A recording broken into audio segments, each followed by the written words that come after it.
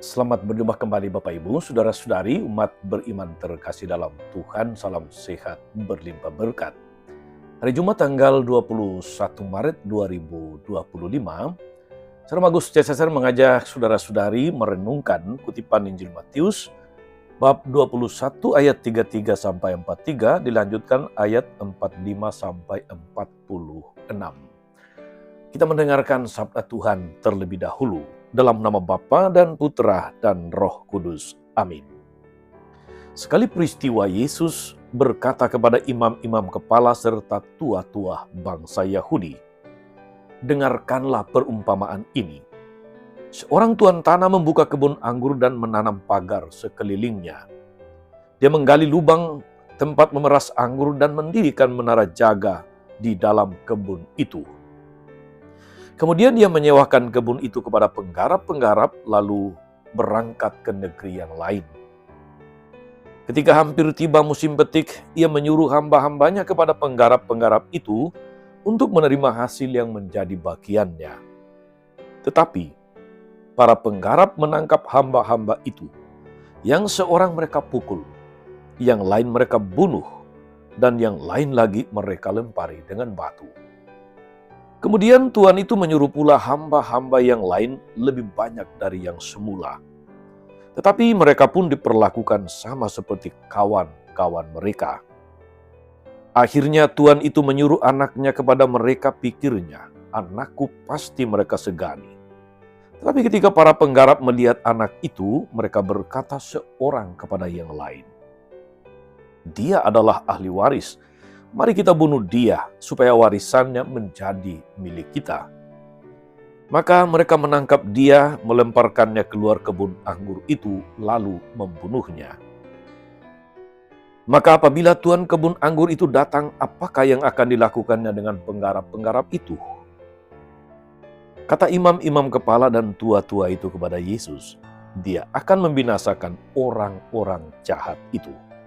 Dan kebun anggurnya akan disewakannya kepada penggarap-penggarap lain yang akan menyerahkan hasil kepadanya pada waktunya.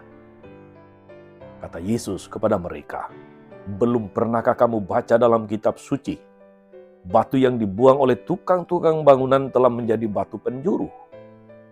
Hal itu terjadi dari pihak Tuhan, suatu perbuatan ajaib di mata kita.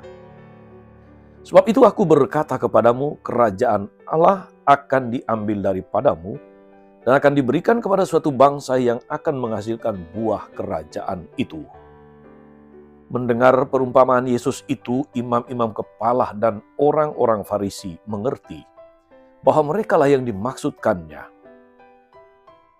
Maka mereka berusaha menangkap dia, tapi mereka takut kepada orang banyak, karena orang banyak itu menganggap Yesus nabi.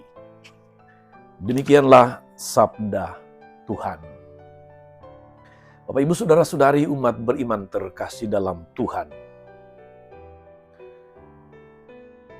Salah satu kelemahan kita manusia adalah tidak tahu berterima kasih. Tidak tahu bersyukur. Seringkali terjadi dalam kehidupan ini saudara-saudari, mungkin juga menjadi pengalaman pribadi Anda sekalian. Ketika menerima kebaikan, kita tidak berterima kasih tapi justru membalas kebaikan itu dengan kejahatan. Ada istilah yang sudah kita hafal yang menggambarkan itu. Dikasih hati, minta jantung.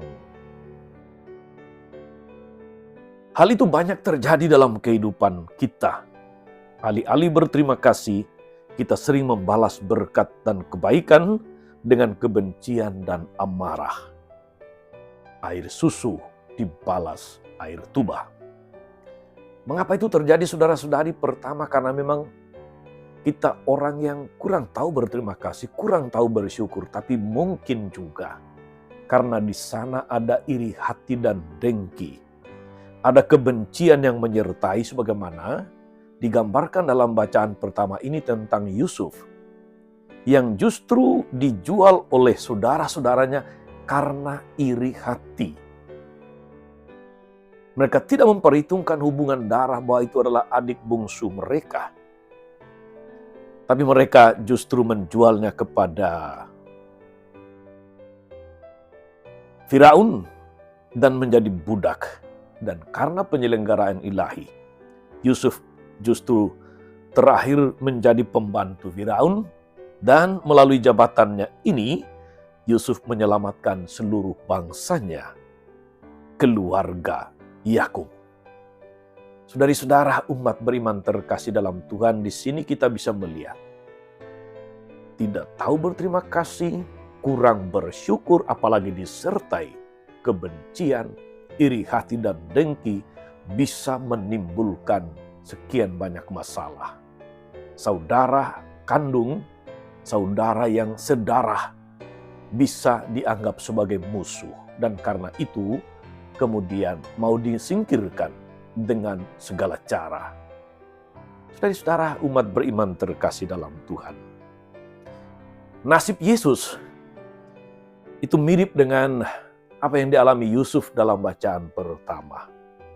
Karena iri hati, karena kebencian, para pemimpin umat, para pemimpin Yahudi tidak memperhitungkan segala macam kebaikan yang telah dilakukan Yesus.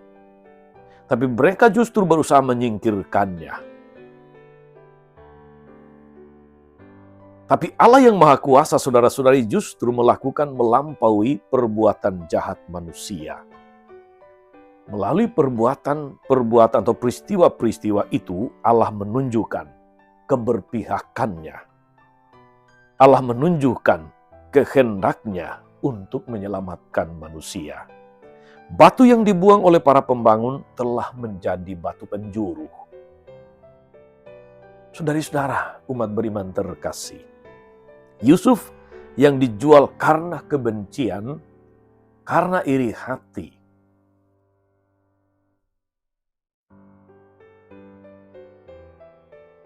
justru kemudian menjadi pembantu Firaun yang kemudian menyelamatkan keluarganya. Yesus yang disalibkan karena kebencian, karena penolakan, karena sakit hati, justru menjadi penyelamat manusia melalui ketaatan Yesus dalam sengsara dan wafatnya. Saudari-saudara umat beriman terkasih dalam Tuhan, kita diajak untuk menimba inspirasi dari firman Tuhan ini, untuk menjadi pribadi-pribadi yang tahu bersyukur, pribadi-pribadi yang tahu berterima kasih, pribadi-pribadi yang berusaha menjauhkan kebencian, amarah, iri hati, dan dengki dari hidup kita. Karena siapapun yang katakanlah merawat kebencian, merawat iri hati, dengki, dan sebagainya, tidak pernah akan merasa damai dalam hidupnya. Mari kita ikut serta dalam gerakan Yesus, saudara-saudari, gerakan untuk menyebarkan kabar baik. Itu adalah gerakan kerajaan Allah. Segala kesulitan, tantangan, penolakan selalu ada.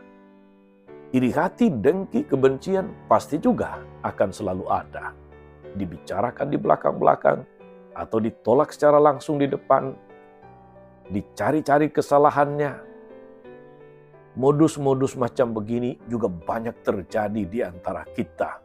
Bahkan di dalam pelayanan yang bersifat rohani di gereja, dalam komunitas-komunitas, dalam kelompok-kelompok kategorial. Moga-moga kita lebih membangun semangat untuk saling mendukung, saling melayani, saling mengasihi daripada saling mencari kesalahan, saling menggunting, saling menyepak dari belakang, dan sebagainya. Tuhan Yesus menyertai segala rencana-rencana baik dan keinginan kita untuk makin hidup menurut kehendak-Nya. Tuhan memberkati. Amin. Tuhan Yesus Kristus, kami bersyukur karena Engkau senantiasa tidak memperhitungkan kelemahan-kelemahan kami. Seringkali kami kurang berterima kasih, tidak tahu bersyukur. Seringkali pula kami memendam kebencian, merawat iri hati, yang seringkali menimbulkan masalah-masalah baru di dalam relasi, di dalam kebersamaan kami. Semoga firman-Mu hari ini menginspirasi, meneguhkan, menguatkan kami untuk memperbarui diri di hadapan-Mu.